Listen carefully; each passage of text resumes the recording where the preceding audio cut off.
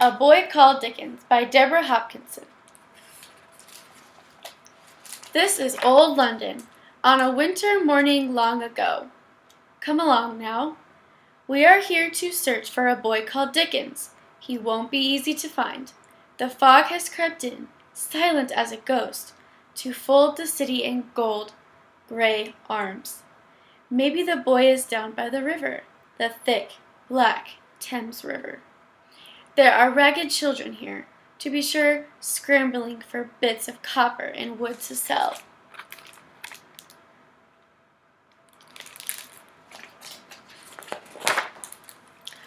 Or maybe he's dashing into that schoolroom along with the other lads, their cheeks pink from the cold and crumbs of hot buns still on their lips. Oh, look! There he is! That skinny 12-year-old, huddled in a doorway, wearing a worn, patched jacket. He is watching the schoolboys with hungry eyes. But though he'd like something to eat, he longs for their books even more. Almost all of his own books, which he loved so well, were lugged to the pawn shop long ago.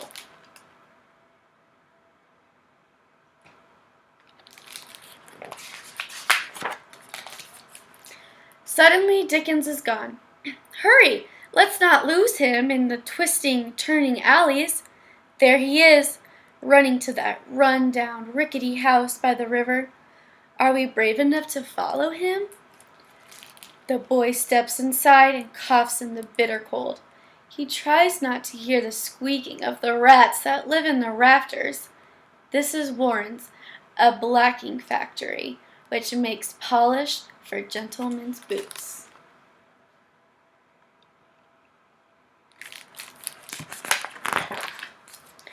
Dickens ties on a ragged apron and climbs onto his stool. Before him is a table crowded with little pots of polish, sheets of paper, string, scissors, and a paste pot. This is what he does. He covers one pot of polish with a piece of oil paper. He adds a piece of blue paper. He cuts some string to tie the paper snugly around the top. He clips everything close and neat. He dabs paste on the back of a label and sticks it on. Done. Then he starts all over again with the next, and the next, and the next, and the next. After a bit, a scruffy lad named Bob Fagin speaks up. Will you tell a story today, Dickens? I laughed so hard at your tale yesterday. My ribs still hurt. Dickens shrugs, then says, well, something odd did happen as I tramped through the fog this morning. Bob Fagin leans close. Do tell.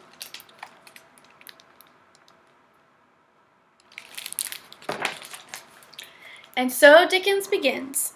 Just as I came down Hungerford stairs, a boy slammed into me so hard we both fell. He jumped up and looked around wildly. Are you a thief? I asked. No, he cried.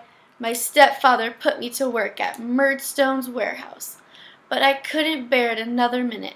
I'm running away. But where could he go? asks Bob Fagin. I wondered that very thing, says Dickens, his eyes alight. It seems that the boy, he said his name was David, was heading to Dover near the sea. He hoped to throw himself on the mercy of an aunt he'd never set eyes on. Aunt Betsy, he called her. Bob Fagin whispers, Go on, what happened next? Before Dickens can answer, the door flies open and the foreman strides in. Silence, he commands. Back to work.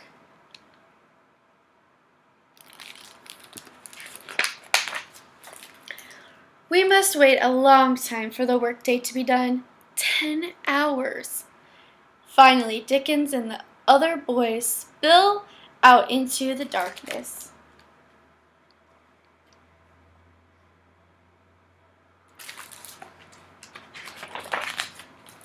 Dickens shoves his hands into his pockets to keep them warm. He starts home through the crowded streets, passing vendors who bellow, Only a ha'penny! Hot baked potatoes! "Chestnuts here." He stops to buy his meal, a penny loaf of bread, a small hunk of cheese, and splurges on a 4-penny plate of beef from a cook shop. Then Dickens walks on, surrounded by pickpockets, ladies with shattered hopes, a miserly old man, a young gentleman with great expectations, a proud, heartless girl. There are lawyers, clerks, convicts, and keepers of old curiosity shops. There are even ghosts and spirits, and children like Dickens trying to hold on to a dream.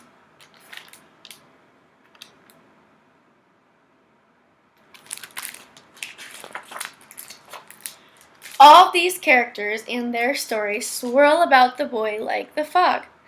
They follow him to a dingy house where he climbs a narrow staircase to a tiny attic room. Inside are his cot, a washbin, and the shelf to hold half of his loaf of bread for morning. Dickens carefully lights a candle and reaches under the thin blanket for his most prized possessions, a pencil and slate. For the first time, he smiles.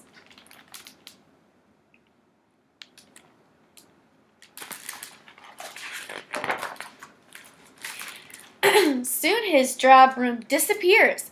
All day long, the story of the runaway boy called David has filled his thoughts. Now he begins to scratch out David's journey. As the runaway trudges day after day, stopping to sell his jacket for a few pennies to buy some bread, reaching his aunt's house at last. Dickens stops writing and closes his eyes, picturing the scene in his mind. Aunt Betsy is in her garden when she spies David. "Get along! No boys here!" "If you please, Aunt, I am your nephew," he replies, surprising her so much that she sits down flat on the garden path. Dickens tries to imagine what David will say to convince his aunt to take him in. But by now his eyes are heavy with sleep. He blows out the candle and pulls his thin blanket close.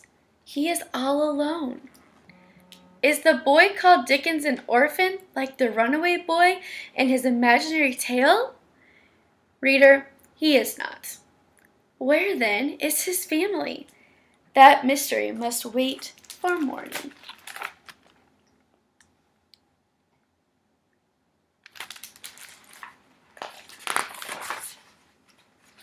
When Dickens wakes, it is Sunday. He will not go to church, but instead makes his way to Marcella Prison. Yes, prison. Here huddled in a room are his mother and father, sister Letita, and little brothers Frederick and Alfred. Mr. Dickens has been put into debtor's prison for not paying his 40-pound debt to the baker. Since his wife and younger children have nowhere else to go, they live here too. Take a warning from your poor, pitiful father, Charles, Mr. Dickens tells his son as he stirs the fire. If a man is paid £20 a year and spends £19, 19 shillings and 6 pence, he will be happy. But even one more shilling spent will make him as wretched as me. Young Dickens looks into the fire. He misses the old days when they all lived together. He misses his books and school. If things go on like this, he will lose hope of growing up to be someone, maybe even be a writer.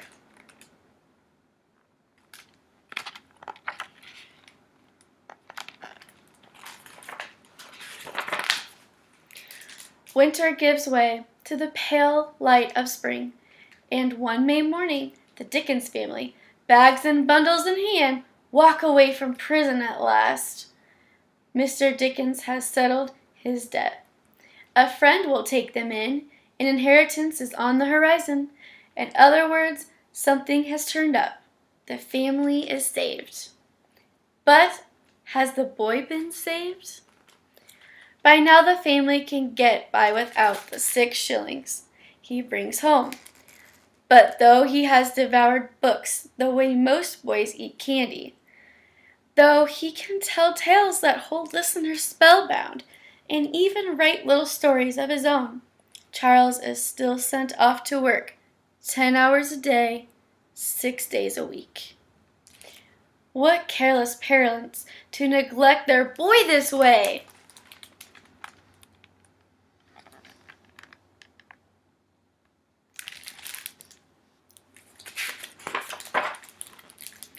Then one day his father visits the factory. He sees Charles on his stool, working fast, fast, fast, so fast that people outside stop and watch through the window. At last, Mr. Dickens opens his eyes. Most likely, his own pride is hurt.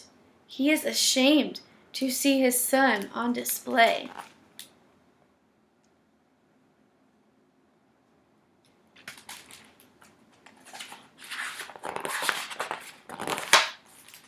We cannot hear exactly what is said, but Mr. Dickens quarrels with the factory owner. Charles is sent home.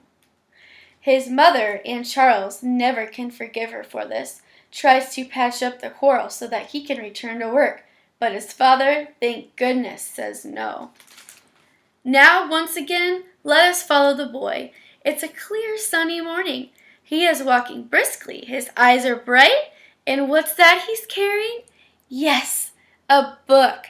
Today Dickens is going to Camden Town, to school at last.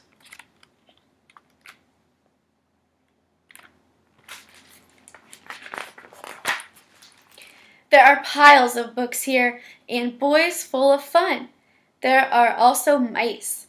The schoolboys love to keep white mice as pets, in desks, in drawers, and even in hat boxes. Charles doesn't mind the mice.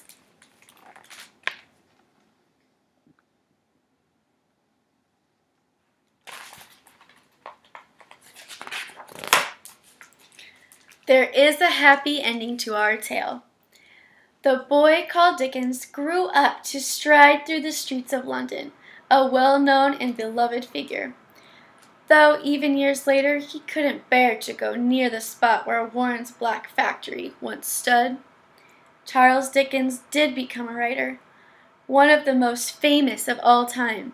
He created characters like Scrooge and Tiny Tim, Pip and Miss Havisham, Oliver Twist and Bob Fagin, and of course, David Copperfield and Aunt Betsy Trotwood.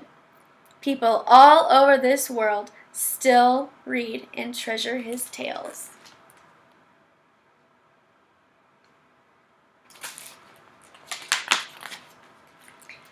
For years, Dickens kept the story of his own childhood a secret.